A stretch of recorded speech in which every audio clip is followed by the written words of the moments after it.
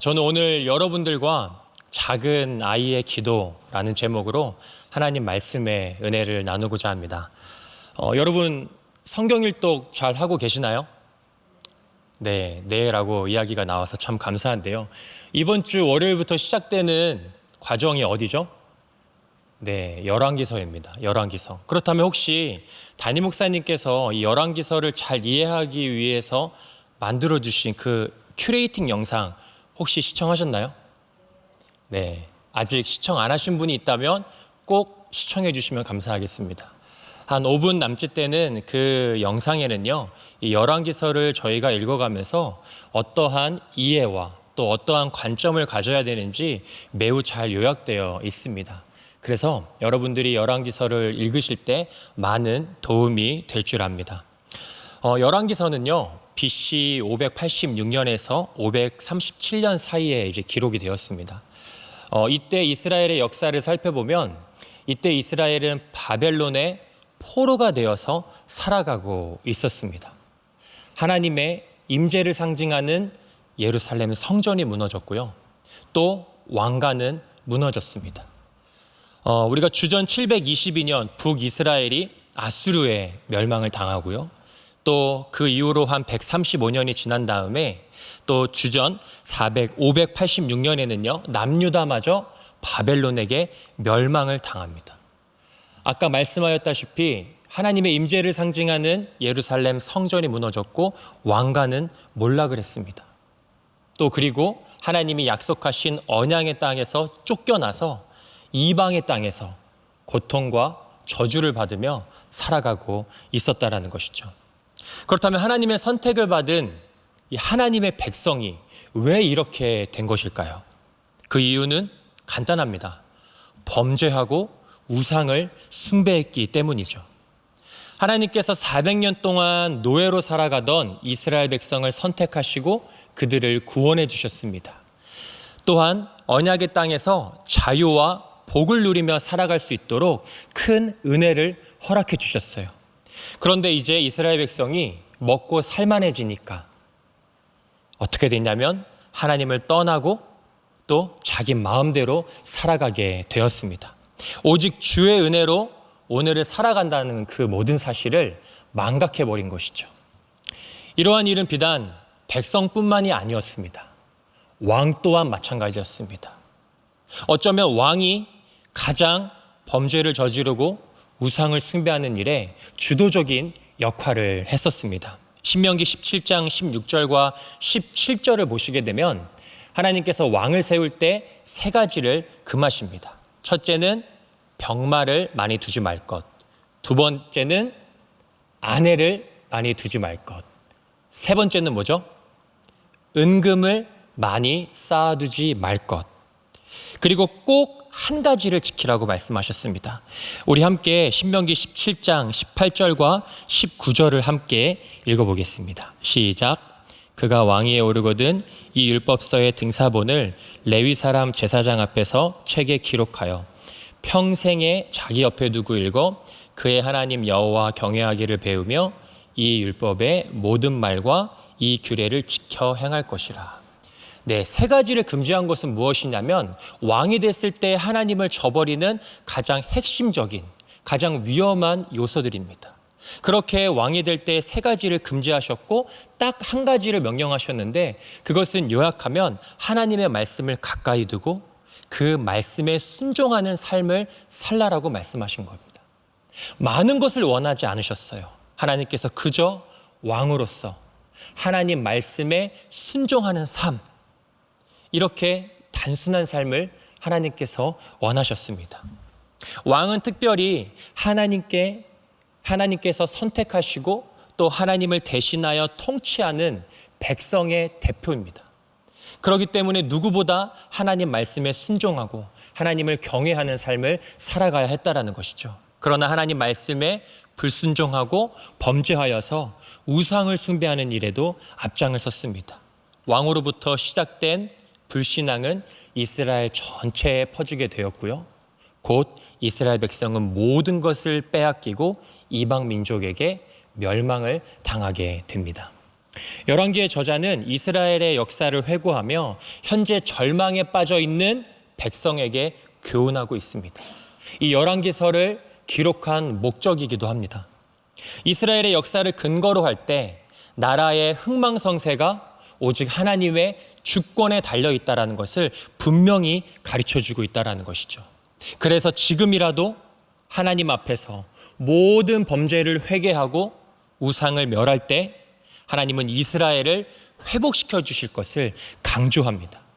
지금 이스라엘에게 있어 유일한 소망은 다시 하나님의 법도와 율례를 지키며 하나님을 예배하고 하나님을 경외하는 것뿐입니다. 우리는 열왕기에 기록된 왕들의 행적을 살펴보면서요, 하나님의 열심과 또 하나님의 사랑을 발견해야 합니다. 비록 지금 자신들의 범죄로 말미암아 이방 땅에서 포로로 살아가고 있지만 하나님은 여전히 그들과 함께하고 계십니다. 가장 악한 때에 선지자를 보내주시고요, 가장 절망의 때에 계속해서 하나님의 말씀을 들려주고 계시는 것이죠. 그래서 하나님은 끝내 회복과 구원의 은혜로 하나님께서 선택하신 백성을 약속의 땅으로, 하나님의 품으로 다시 인도해 주시는 것입니다. 우리가 함께 말씀을 읽고 또 말씀의 은혜를 나누면서 주를 경외하는 주의 백성들이 되기를 축복합니다. 열왕기상 1장부터 11장까지를 여러분들이 이미 읽으셨을 텐데요. 이 열왕기상 22장 중에서 이 절반에 해당되는 이 11장이 솔로몬의 행적에 대해서 기록을 하고 있습니다. 솔로몬은 이스라엘 역사상 가장 넓은 영토를 소유했고요, 또 최고의 번영을 누린 왕이었습니다. 40년간 통치를 했고요, 또한 영광스러운 하나님의 성전도 아름답게 건축을 했습니다. 또한 솔로몬의 지혜와 명철은요, 당대의 그 누구와도 비교할 수 없을 만큼 뛰어났습니다. 이렇게 솔로몬이 이스라엘의 역사상 전무후무한 영광을 누릴 수 있던 그 결정적 계기가 오늘 말씀에 기록되어 있습니다. 솔로몬은 하나님을 사랑했고요, 또 그래서 아버지 다윗이 그랬던 것처럼 하나님의 법도와 율례를 지키면서 살아갔습니다. 솔로몬은 하나님에 대한 감사 그리고 충성에 대한 의미를 담아서 기브온에서 1,000번제를 드렸습니다. 자신이 왕이 될 수 있었던 것은 오직 하나님의 은혜임을 누구보다도 잘 알고 있었다라는 거죠. 여러분들도 아시겠지만 솔로몬의 이 탄생 배경, 출생 배경, 그리고 당시 돌아가는 정치적 상황으로는요, 솔로몬은 절대 이스라엘의 왕이 될 수 없었습니다. 그러나 하나님께서 솔로몬을 선택하시고 솔로몬을 사랑하셨기에 아버지 다윗을 이어 이스라엘의 3대 왕으로 등극할 수 있게 되었습니다. 우리 함께 본문 5절을 보시면 하나님께서 솔로몬의 꿈에 나타나 이렇게 말씀하시는데요, 우리 말씀을 함께 읽겠습니다. 시작. 기브온에서 밤에 여호와께서 솔로몬의 꿈에 나타나시니라. 하나님이 이르시되 내가 내게 무엇을 줄꼬 너는 구하라. 네, 이 말씀을 보니까 하나님께서 먼저 꿈에 나타나시고 먼저 말씀하셨다는 거예요. 그러니까 이 절에서 우리가 알 수 있는 건 하나님이 반드시 솔로몬이 구하는 것을 주시겠다라고 하는 강한 의도가 담겨 있다라는 거죠. 저에게도 이렇게 딱 한 번만, 인생에 2번도 아니고 먼저 찾아와 주시고 먼저 네가 필요한 것을 말하면 내가 반드시 주겠다, 이렇게 딱 한 번만 찾아와 주시면 참 좋겠다라는 생각을 말씀을 준비하면서 해봤습니다. 하나님의 말씀을 들은 이 솔로몬은요, 저 같으면 곧바로 저 이거 필요해요, 저 이렇게 준비하고 있었어요, 하나님 이제와 저에게 나타나 주셨군요, 저 이런 것이 필요합니다 라고 말을 했을 텐데요, 이 솔로몬은 곧바로 자기의 소원을 말하지 않습니다. 이 6절을 보시면 먼저 하나님이 베풀어 주신 은혜를 구체적으로 아뢰며 감사를 고백합니다. 자신이 왕이 된 것뿐만 아니라 아버지인 다윗이 왕이 된 것도 하나님의 은혜임을 분명하게 알고 있었다라는 거죠. 그래서 하나님의 선택으로 왕이 된 다윗은 하나님을 경외하고 하나님의 법도에 순종하는 삶을 살았다는 것. 이것을 아들인 솔로몬이 알고 있었다라는 것입니다. 솔로몬은 계속해서 하나님께서 다윗과 하신 언약을 성실하게 이루어 가신다는 것을 고백합니다. 이 고백의 기초는 사무엘하 7장 13절에 있는데요. 저와 여러분 같이 한번 읽어보겠습니다. 시작. 그는 내 이름을 위하여 집을 건축할 것이요 나는 그의 나라 왕위를 영원히 견고하게 하리라. 솔로몬은 아버지 다윗에게 베푸신 이 은혜와 언약을 성취하시는 하나님께 전심을 다해서 감사를 고백했습니다. 그리고 하나님께 소원하는 것에 대하여 정말 하나님께서 자신이 원하는 것에 대해서 천천히 말하기 시작합니다. 본문 7절을 우리가 함께 읽겠습니다. 시작. 나의 하나님 여호와여, 주께서 종으로 종의 아버지 다윗을 대신하여 왕이 되게 하셨사오나 종은 작은 아이라 출입할 줄을 알지 못하고. 이 솔로몬이 자신을 어떻게 표현하죠? 작은 아이라고 표현합니다. 오늘 말씀의 제목과 같습니다. 그리고 이어서 작은 아이이기 때문에 무엇을 할지 못한다고 하죠? 출입을 할 줄 모른다라고 이야기를 합니다. 이 당시 솔로몬이 이 갓 20살이 넘은 이때에 이 한 나라의 통치자가 되었습니다. 큰 책임과 역할 앞에 솔로몬은 너무나 부족했다라는 거죠. 이 스스로 제일 잘 알고 있었을 것 같습니다. 내가 갓 20살이 넘어서 이 한 나라를 통치하는 최고 통치자가 됐다라는 것. 스스로에 대한 불안, 근심, 걱정이 있었을 것입니다. 또한 한 발만 앞으로 나아가면 자신을 불신의 눈으로 쳐다보고 있는 수많은 신하들. 이러한 강한 압박 속에서 아마 솔로몬은 하루의 잠을 제대로 이루지 못했을 것입니다.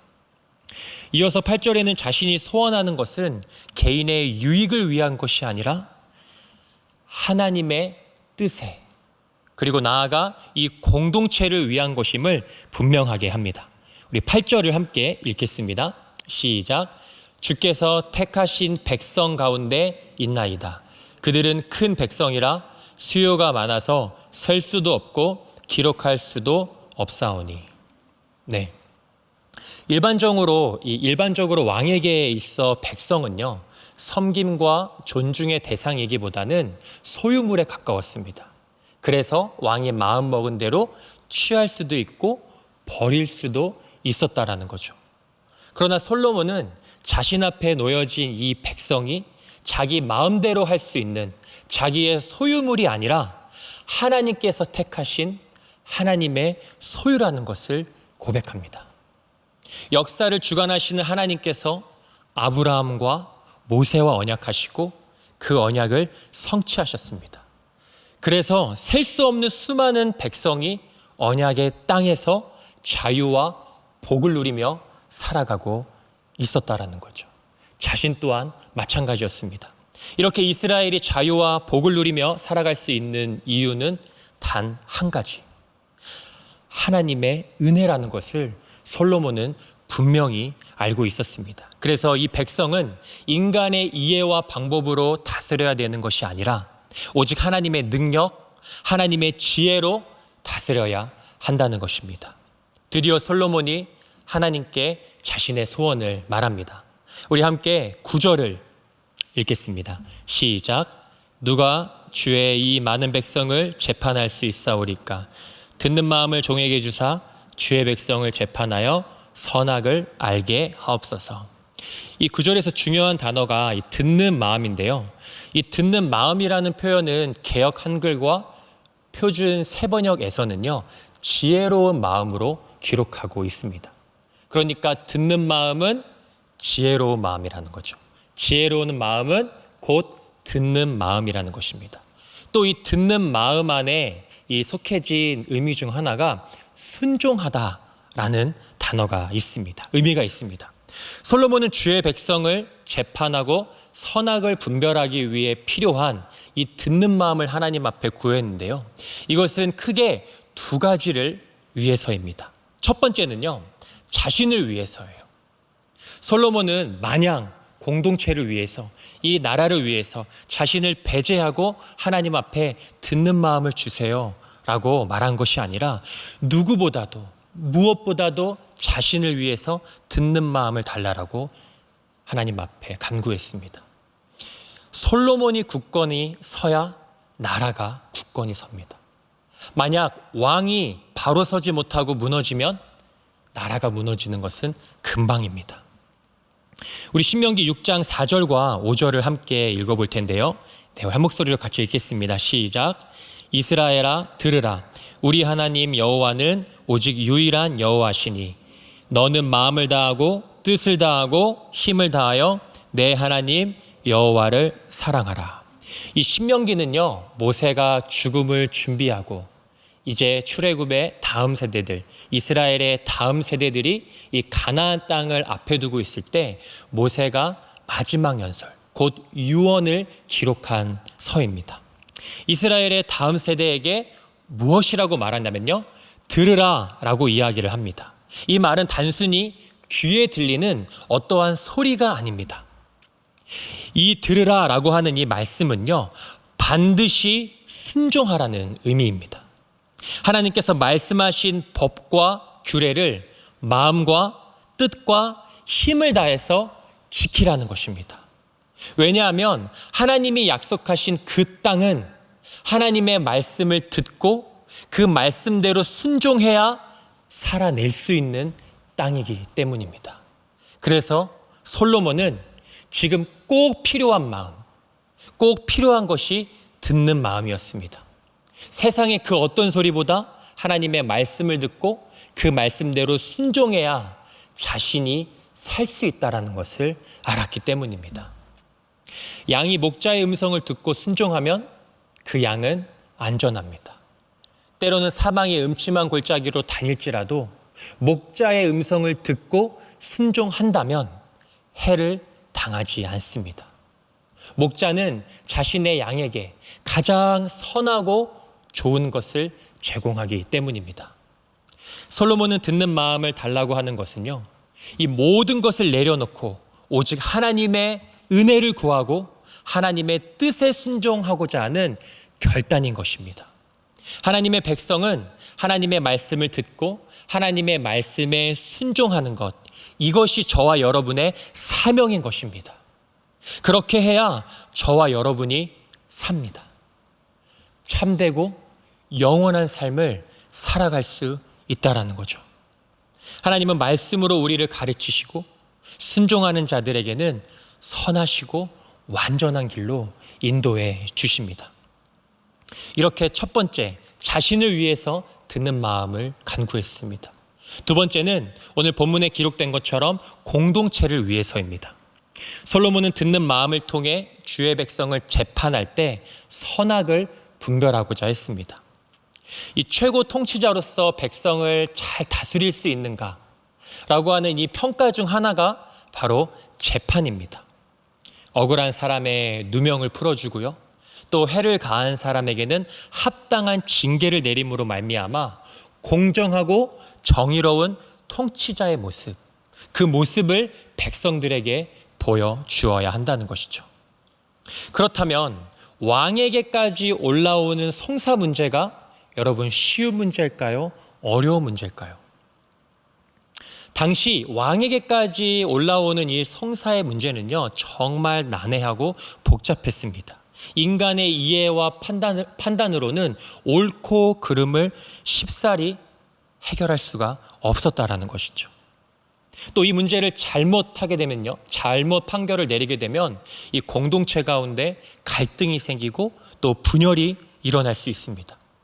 그래서 오늘 본문에 이어서 우리가 함께 읽었던 15절 그리고 그 뒤에 16절부터 시작되어지는 유명한 솔로몬의 이 재판은요, 인간의 성사 문제가 얼마나 어렵고 난해한지 그리고 복잡한지를 잘 보여줍니다. 솔로몬은 공동체를 위해서 듣는 마음을 간구했습니다.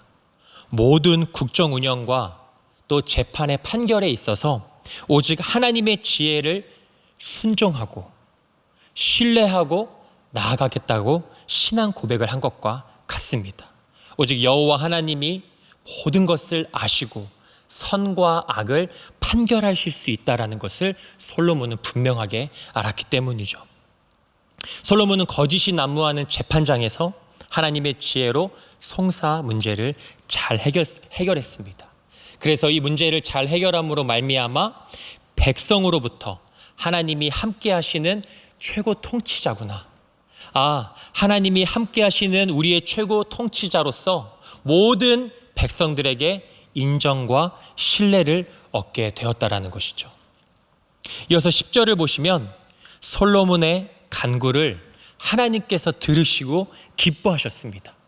자신을 위하여 장수도 구하지 않고 재물도 구하지 않고 원수 갚는 것도 구하지 아니한 이 솔로몬에게요, 큰 은혜를 베풀어 주시고자 했습니다. 그래서 12절을 보시면요, 솔로몬이 구한 지혜는 물론이거니와 구하지 아니한 부귀와 영화도 주셨다라는 거죠. 저희도 가족관계 속에서 또 때로는 이 후배들이나 또 여러 삶 속에서 정말 간구해야 하는 것들을 간구하면 그것 이상으로 사랑을 베풀어 주고 그것 이상으로 헌신해 주시는 것이 이게 인간의 도리인 것 같습니다. 또한 교회 공동체뿐만 아니라 하물며 하나님이신데 하나님의 마음에 합당한 기도 제목을 간구할 때, 하나님의 나라와 그의 의를 구할 때 하나님께서 우리의 필요한 모든 것을 주신다라는 것, 오늘 우리가 이 본문을 통해서 솔로몬을 통해서 다시 한번 확인할 수 있다라는 것이죠. 우리 마지막으로 하나님께서 솔로몬에게 말씀하십니다. 우리 14절을 함께 읽겠습니다. 시작. 내가 만일 내 아버지 다윗이 행함 같이 내 길로 행하며 내 법도와 명령을 지키면 내가 또 내 날을 길게 하리라. 하나님의 이 명령은 솔로몬뿐만 아니라 열 왕들이 또 모든 왕들과 백성들이 지켜야 할 명령입니다. 다윗은 죽기 전 솔로몬에게 하나님의 이 말씀과 동일한 유언을 남겼습니다. 또한 모세도 마찬가지였고요, 여호수아도 마찬가지였습니다. 이스라엘의 다음 세대들에게 동일한 내용으로 유언을 남겼다라는 것이죠. 인생의 성공과 실패는 하나님의 길로 걸어가느냐 아니면 걸어가지 않느냐에 달려 있습니다. 자신의 부족함과 연약함을 알고 듣는 마음을 구하는 자들은 하나님의 길로 걸어가는 자들입니다. 세상이 외치는 소리에 이리저리 헤매는 것이 아니라 진리의 말씀을 듣고 진리의 말씀을 붙잡고 진리의 말씀으로 순종하며 똑바로 걸어가야 한다라는 것이죠. 오늘 말씀을 통해서 이 훗날 솔로몬, 저와 여러분들은 너무나 잘 알고 있죠. 이 훗날 솔로몬은요, 듣는 마음이 무너지게 되었습니다.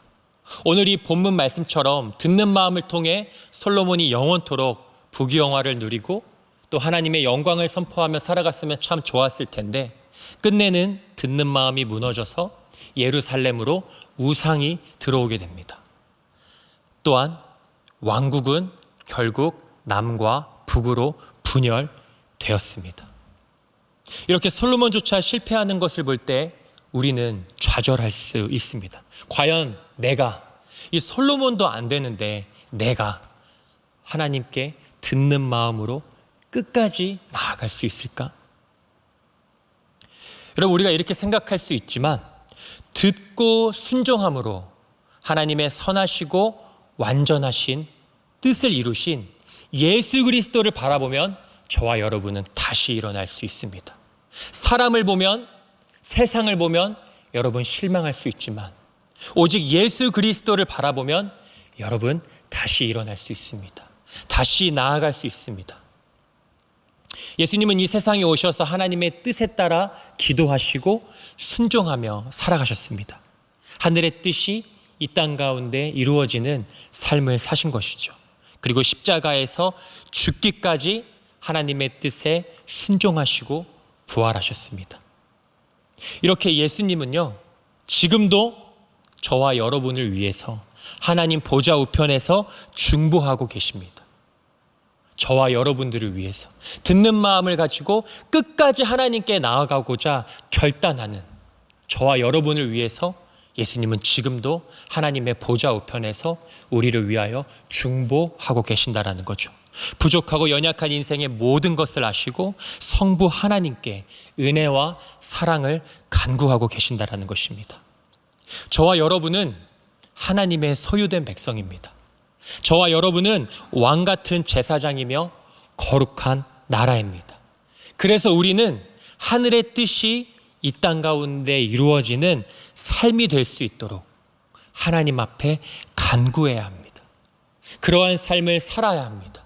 듣는 마음을 나에게 달라고 우리는 더욱더 하나님 앞에 간구해야 되는 것이죠. 여러분, 오늘 말씀을 통해서 작은 아이와 같은 나에게 하나님께서 친히 찾아와 주시고 나에게 말씀하여 주셔서 내 안에 계신 성령으로 말미암아 그 하나님의 뜻에, 하나님의 말씀에 순종하며 나아가는 저와 여러분들이 되기를 축복합니다. 하나님께 듣는 마음을 통해서 개인과 공동체, 또한 내가 나아가야 될 모든 직장과 삶의 터전에서 하나님 앞에 영광 올려드리는, 하나님의 사랑을 선포하는 예수 그리스도의 십자가 사랑이 아름답게 고백되기를 주 예수 그리스도의 이름으로 축복합니다. 이 시간 함께 찬양하도록 하겠습니다. 주가 일하시네 함께 찬양하겠습니다.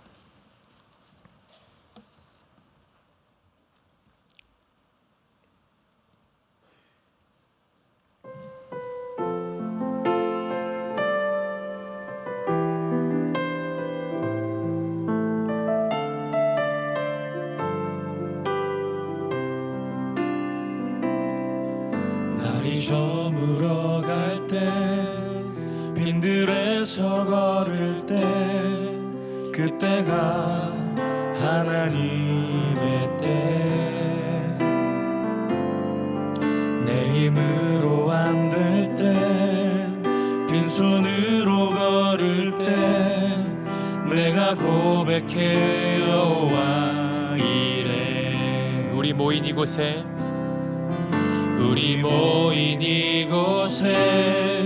주님 함께 하시네 누리네 아버지 은혜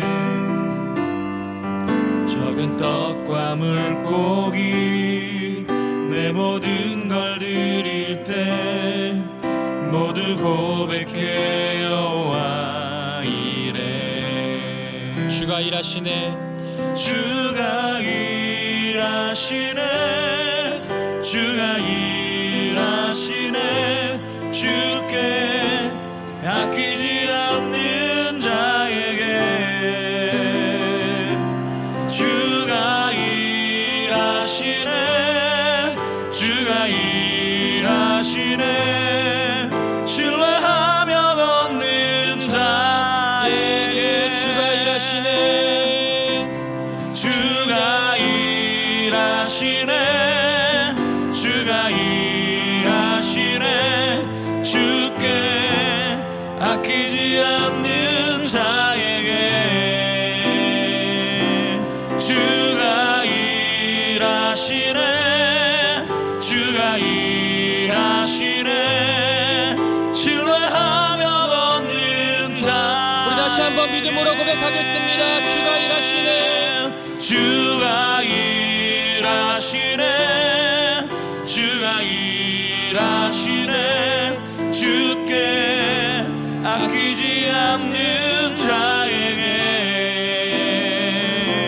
주가 일하시네 주가 일하시네 신뢰하며 걷는 자에게 이 시간 말씀의 은혜를 생각하면서 또한 개인이 가지고 나오신 기도 제목으로 우리 주님의 이름 크게 한번 무릎짓고 다 함께 기도하며 나아가겠습니다. 주여 하나님, 이 시간 하나님의 이름을 크게 부릅니다. 예수 그리스도의 이름을 부르며 날아갑니다. 하나님, 그 이름 안에 구원이 있습니다. 그 이름 안에 믿음과 소망과 사랑이 있습니다. 오늘도 말씀을 통하여 하나님 나에게